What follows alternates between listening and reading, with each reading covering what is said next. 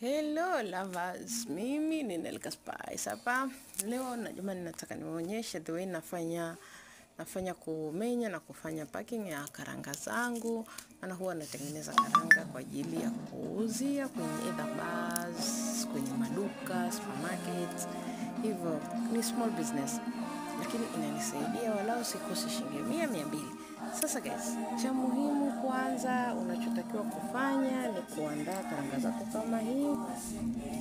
Ukishaandaa karanga zako kama hivyo, hizo karanga unazoziona ninazichambua, na natakiwa nichambue nipate za kutengeneza kawaida na nichambue nipate za kumenya. Kwa hiyo hapo ndo niko kwenye process ya kuchambua na kumenya. Kwa hiyo nikaona wacha nianze na kwanza nitengeneza lebo. Nimeweza kutengeneza lebo, nikakata maleloni, nikaanza kusema sasa menye karanga. Nikamenya karanga zangu.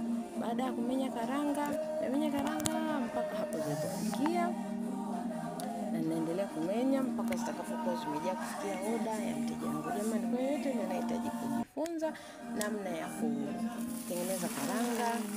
Basi ni box nitakufundisha, maana kuna kama aina 3 za kutengeneza. Kuna wanaokaanga na oven, kuna wanaokaanga na mkaa pamoja na chumvi, kuna wanaokaanga na mkuni pamoja na michanga. Lakini mimi situmii mchanga guys, kwa sababu mchanga ni risk kwa kweli. Kutengeneza karanga na mchanga ni risk guys. Hapo unaona hizo nimeshazimenya zimekaa sawa. Na baada ya kuzimenya ziko za design hiyo, ambapo ziko tayari zinaenda kwa mteja wangu. Kuna karanga ambazo unazipata zinakuwa hazina rangi nyingi, kwamba ukimenya karanga inakuwa nyeupe, lakini kuna karanga zingine unazipata tayari zina rangi kama tunaona, yaani hata ukimenya ndani bado unakuta kuna rangi fulani. Kwa hiyo hizo hapo mnazoziona ni zile ambazo si za kumenya maganda. Kwa hiyo ni karanga tu za kufanya packing hivyo, na bei zinakuwa tofauti. Jamani, kumenya karanga si kazi ndogo. Yaani guys, kumenya karanga sio kazi ndogo. Kwa hiyo kwa yote yule anahitaji kujifunza, ana inbox, nitawaelekeza. Tutini charges ni kidogo sana, kwa hiyo nitawaelekeza, na anaweza akafanya hapo alipo.